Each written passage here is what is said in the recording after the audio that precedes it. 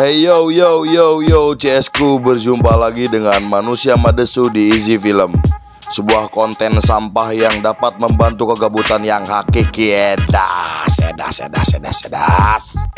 Film kali ini menceritakan seorang rapper bernama Christopher atau yang kita kenal sebagai Biggie Smile. Di saat ia masih kecil hingga kematiannya yang sangat tragis. Konflik antara kelompok Death Row Record yang digawangi Tupac dan kawan-kawan dengan Bad Boy Record yang di sana terdapat Biggie menjadi kecurigaan sebab kematian mereka berdua. Oke CS-CSku, sebelum kita mulai seperti biasa, kita intro dulu guys. Sebat.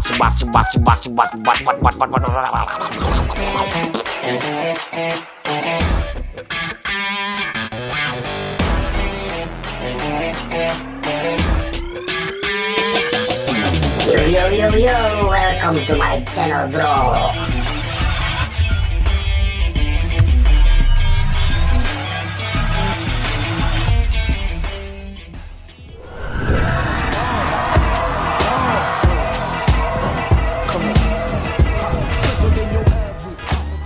Halo, cek.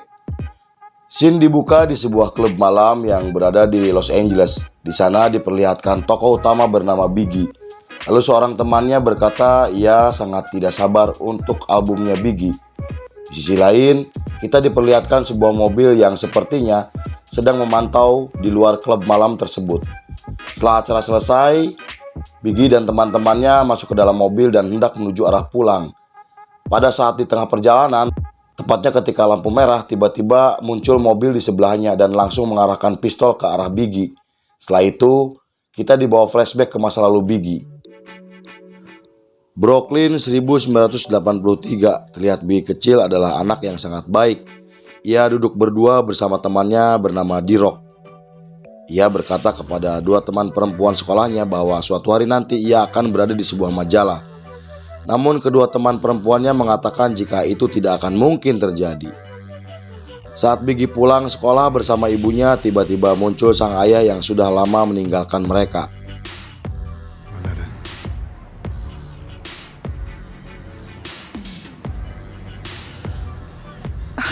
Christopher,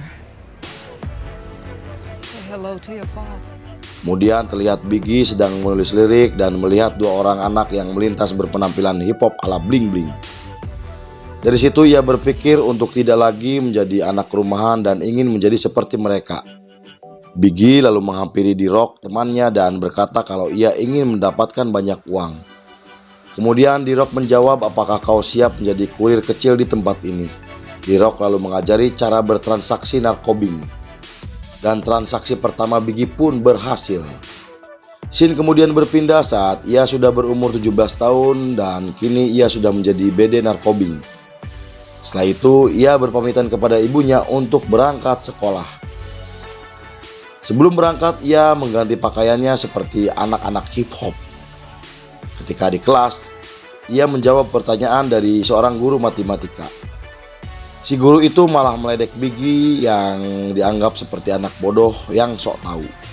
Namun Biggie mampu menjawab soal dari gurunya dengan benar dan meledek balik gurunya hingga berakhir Biggie harus keluar dari kelas itu. Malam harinya terlihat Biggie sedang berkencan dengan pacarnya. Di sana pacarnya berkata kalau ia telah hamil dan esok harinya Biggie kembali menemui D-Rock dan kembali melakukan transaksi di sana. Biggie yang selalu freestyle mendatangi seseorang yang menantangnya untuk rap battle.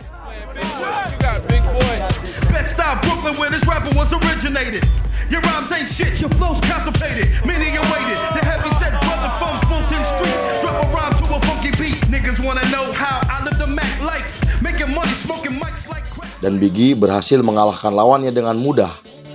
Setelah pulang ke rumahnya, ibunya memarahinya karena ia telah bolos sekolah selama 20 hari.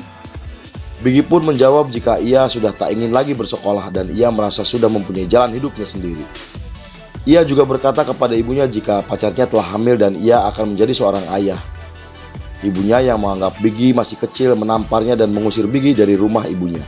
Biggie pun memutuskan untuk hidup berpisah dengan ibunya dan saat itu ia berhasil menjadi BD yang lumayan besar. Namun, akhirnya ia harus tertangkap dan dijebloskan ke dalam penjara. Di penjara, ia memberitahukan ibunya jika kini ia sudah tertangkap dan ia kini meminta doa kepada ibunya. Di dalam penjara juga, ia getol menulis lirik dari pengalaman hidupnya. Singkat cerita, Biggie pun keluar dari penjara dan langsung menuju rumahnya. Sesampainya di rumah, ia disambut hangat oleh ibunya. Dan di sana terlihat juga pacar Biggie yang telah melahirkan anak perempuannya. Kemudian ia menemui kawan-kawannya. Di sana ia pun disambut oleh kawan-kawannya termasuk D-Rock, teman kurir dari Narkobing. Ketika DJ sedang memutarkan beat hip hop, Biggie yang tertarik langsung mengambil mic dan melakukan freestyle rap di sana.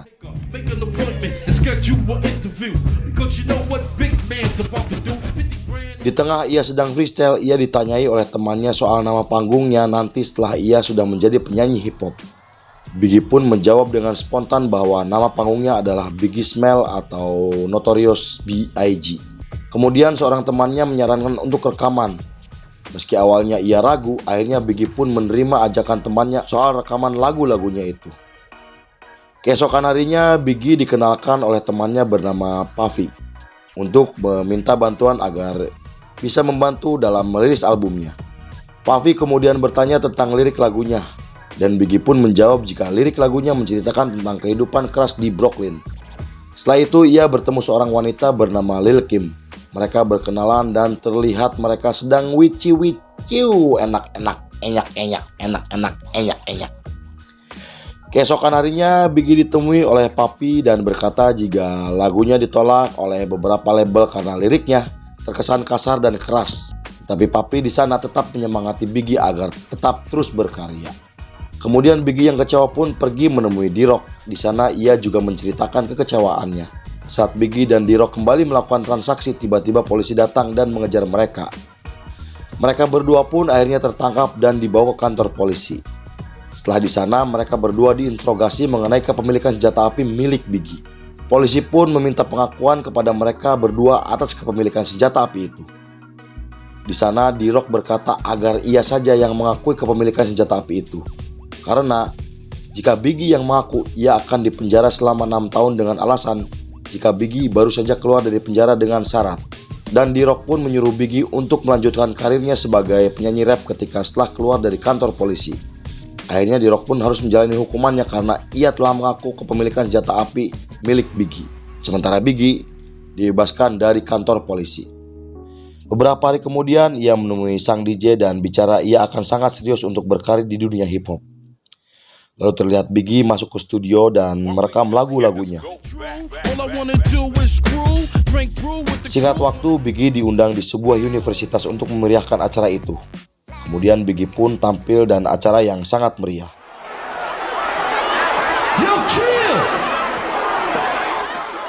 Di samping panggung terlihat Tupac menghadiri acara itu. Tupac di sana sangat menyukai penampilan Biggie.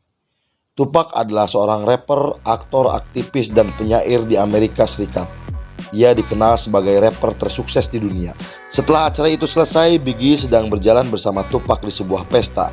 Ia merasa sangat bangga berteman dengan rapper terkenal sekelas Tupac. Mereka berdua pun akhirnya menjadi teman baik dan sangat akrab. Lalu Biggie kembali bersama Lil Kim yang telah melakukan adegan wici-wiciu. Kim kemudian menunjukkan bakat bernyanyinya kepada Biggie. Di sana Biggie mengajari sedikit rap kepada Lil Kim. Lalu Biggie pun kembali ke rumah ibunya. Di sana ia bertengkar dengan ibunya. Menurut ibunya, Biggie telah menelantarkan anak dan istrinya hingga mereka bercerai. Mark yang kebetulan berada di sana bersama Biggie menjelaskan kepada ibunya jika Biggie sekarang sedang sibuk menjadi seorang penyanyi rap dan Mark yang kini menjadi manajer Biggie yang siap bertanggung jawab atas segala tentang Biggie. Kemudian ibunya pun meminta Biggie untuk berbicara berdua tentang penyakit kanker payudara yang ia derita selama ini. Mendengar itu, Biggie pun sangat bersedih dan sangat terpukul. Lalu scene beralih ke mereka yang sedang merayakan kesuksesan Bad Boy Records, label yang selama ini menaungi Biggie dan kawan-kawan. Di sana Biggie bertemu dengan Puffy, mereka membicarakan tentang kontrak. Setelah itu Puffy memberikan cek dengan nominal yang sangat besar. Biggie yang senang pun lalu menemui ibunya kembali dan memberikan uang untuk pengobatan kanker hingga sembuh. Kembali ke studio, Puffy menyuruh Biggie untuk mendengarkan beat dan menggabungkan soul musik ke dalam album perdananya. Meski Biggie ragu, Puffy tetap meyakinkan kepada Biggie mengenai album rapnya yang berkonsep soul musik. Dan Biggie pun terlihat melakukan track vokal. It was all a dream. I used to read Word Up magazine. Di sana Puffy dan kawan-kawan terkejut melihat lirik-lirik lagunya. Dan lagu Biggie pun sontak menjadi hits, bahkan mengangkat nama Bad Boy Records di kalangan dunia hip hop. Setelah itu mereka akhirnya merayakan album perdana Biggie yang berjudul Ready to Die. Di tengah acara yang sedang berlangsung, Biggie memanggil Tupac. Di sana Biggie bertanya kepada Tupac soal dua orang yang bersamanya. Tupac menjelaskan jika mereka adalah temannya. Lalu mereka pun terlihat berdua diwawancarai tentang album perdananya Biggie.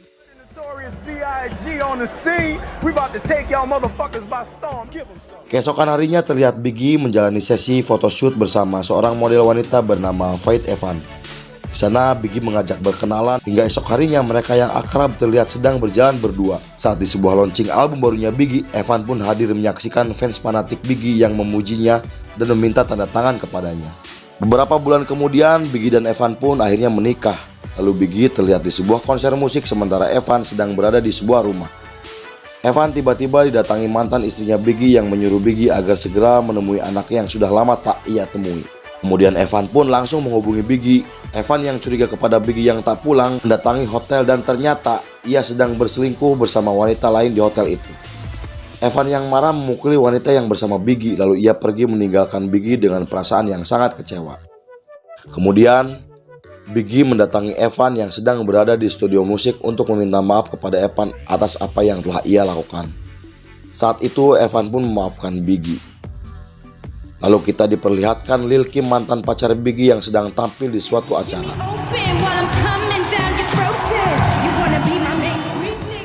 Lil Kim yang tampil melihat Biggie dan terlihat kesal kepada Biggie karena ia selalu tidak dianggap oleh Biggie sebagai wanita terdekatnya. Dan di hari itu, Biggie menjadi musisi hip hop yang sangat sukses hingga lagunya menjadi peringkat 1 di tangga musik Amerika. Lalu keesokan malam harinya Biggie terlihat sedang berada di studio musik. Kemudian Chess melihat Tupac turun dari mobilnya. Chess memanggil Tupac dan memberitahukan kepada Biggie jika di bawah ada Tupac. Lalu Chess diminta oleh Biggie untuk menjemput Tupac ke bawah dan mengajaknya ke studio. Namun ketika Chess menjemput Tupac, terdengar suara tembakan dan melihat dua orang penembak yang menyuruhnya untuk kembali masuk ke lift. Chess pun kembali menemui Biggie dan memberitahukan Biggie jika ia melihat dua orang sedang menembaki Tupac. Mendengar itu, Biggie pun langsung menuju di mana Tupac sedang ditembak. Namun setibanya di sana, ia malah bertemu beberapa polisi yang menyuruhnya untuk mengangkat tangannya. Di sisi lain, Tupac ternyata tiba di studio Biggie. Teman-teman Biggie pun kaget melihat Tupac yang sudah berlumuran darah. Di sana Tupac berkata jika orang yang berada di studio harus bertanggung jawab atas penembakannya, termasuk Biggie. Secara tidak langsung, Tupac menuduh Biggie dan kawan-kawan yang telah melakukan penembakan itu. Keesokan harinya di TV memberitakan mengenai penembakan Tupac yang menyalahkan Biggie beserta kawan-kawannya atas kejadian itu. 3 Agustus 1995 di sebuah acara award, Biggie mendapatkan sebuah penghargaan atas karyanya. Namun karena atas kejadian penembakan itu, Puffy dan Biggie seperti tak dihargai oleh para musisi hip hop lainnya. Tak hanya itu, Suge Knight, owner dari Death Row Records, label yang menaungi Tupac, bahkan menyindir Biggie dan Puffy saat Biggie akan naik ke atas panggung.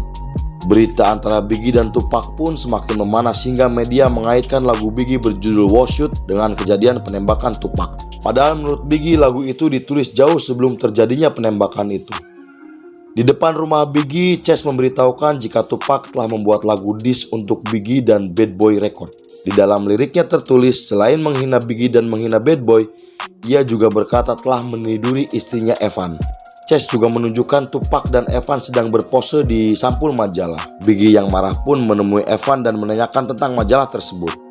Di sana Biggie hampir memukul Evan lalu ditenangkan oleh Mark. Setelah Biggie sedikit tenang, Mark dan Puffy menjelaskan jika Evan dan Tupac berfoto hanya untuk sampul majalah dan ia hanya bertemu satu kali di bar saja. Setelah mendengar penjelasan Puffy, Biggie pun menemui istrinya untuk meminta maaf. Namun Evan yang kesal tak memaafkan Biggie dan memilih pergi meninggalkan Biggie. Kembali ke studio di saat Biggie bersiap untuk mendatangi acara award berikutnya, ia ditelepon oleh seseorang yang mengaku kelompok Tupac dan mengancam akan membunuhnya. Biggie yang kesal marah-marah tak jelas lalu mereka pun akhirnya menuju acara itu. Setelah acara itu selesai dan saat Biggie keluar dari acara itu, terlihat Tupac bersama Suge Knight dan teman-teman lainnya datang memaki Biggie dan mereka pun menghampiri Biggie. Namun Mark mengeluarkan pistol agar tak ada pertengkaran di sana. Kelompok Biggie dan Tupac pun menjadi semakin larut dalam masalah, ditambah media yang memanas-manasi pertengkaran antara kelompok yang berselisih paham itu. Kemudian saat Biggie sedang konser, para penonton yang pro Tupac memaki Biggie di bawah panggung. Biggie yang terpancing meminta DJ untuk memutarkan beat lagu berjudul Washout.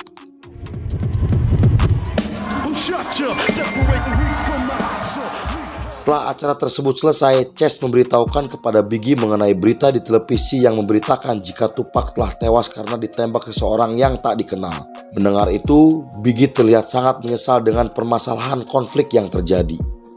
Padahal Biggie dan Tupac adalah sahabat baik dan Biggie sangat menyukai Tupac. Singkat cerita, dan terlihat Biggie, D-Rock, dan Chess menemui Puffy untuk membicarakan album barunya. Di sana, Puffy pun sepakat untuk merilis album barunya Biggie. Setelah Biggie berhasil menyelesaikan rekamannya, ia pun berencana akan pergi ke LA untuk mempromosikan album barunya. Saat Biggie sedang berkemas, ibunya menghubunginya dan mengingatkan Biggie untuk berhati-hati karena di sana adalah tempat Death Row Record yang selama ini bersitegang dengan Biggie. Sesampainya di LA, Biggie dan teman-temannya pun terlihat sedang berjalan-jalan. Tak lama Chess dihubungi oleh orang tak dikenal yang berkata jika Biggie tak akan bisa keluar hidup-hidup dari LA. Namun di sana Biggie tak mempedulikan ancaman yang diterima oleh temannya Chess itu. Dan malam harinya Biggie dan kawan-kawan berencana akan datang ke suatu pesta. Sebelum ia berangkat, ia menghubungi istrinya dan mengungkapkan kerinduannya. Lalu Biggie dan kawan-kawan pun terlihat sudah berada di acara pesta itu. Di luar gedung, di dalam mobil, seorang terlihat sedang mempersiapkan senjata api dan mengamati klub yang terdapat Biggie dan kawan-kawan. Jadi di sini kita dilihatkan kembali ke scene awal ya, di mana Biggie dan kawan-kawan sedang berada di sebuah pesta. Kemudian setelah acara selesai, Biggie menghubungi Lil Kim dan meminta maaf atas perilakunya Biggie selama ini kepadanya. Setelah itu, Biggie dan kawan-kawan pun pergi menuju mobil untuk bersiap-siap menuju pulang. Di lampu merah, saat mobilnya berhenti, tiba-tiba ada sebuah mobil yang berhenti tepat di samping mobilnya Biggie. Lalu mengeluarkan pistol dan menembaki Biggie beberapa kali. Si penembak misterius itu pun langsung kabur setelah menembak Biggie. Teman-teman Biggie yang panik langsung membawa Biggie ke rumah sakit, namun nyawa Biggie tak tertolong dan ia meninggal dunia. Scene akhir diperlihatkan keluarga Biggie dan kawan-kawan melakukan acara pemakaman. Puffy yang kebetulan hadir menemui ibu Biggie dan berkata jika ibunya membutuhkan apapun, ia siap membantunya. Namun ibunya Biggie menjawab jika ia hanya ingin membawa anaknya pulang untuk terakhir kalinya. Ibunya yang bersedih melihat banyak sekali fans yang sangat mencintai Biggie dan ibunya merasa sangat bangga jika Biggie kini telah berhasil menunjukkan kepada dunia melalui karya-karyanya. Lalu film pun selesai. Setelah kematian Tupac dan Biggie, beberapa teori mengatakan jika dari pihak Biggie, Puffy lah yang telah melakukan penembakan kepada Tupac, dan dari pihak Tupac, Suge Knight lah yang telah menembak Biggie. Namun itu hanya teori dan tak terbukti. Mungkin ada update terbaru mengenai kematian mereka, silahkan tulis di kolom komentar teman-teman. Oke cecesku, terima kasih sudah menonton film ini hingga selesai. Saya beserta jajaran Berandal Malam pamit undur diri, sampai jumpa di film berikutnya. Dadah, bye bye.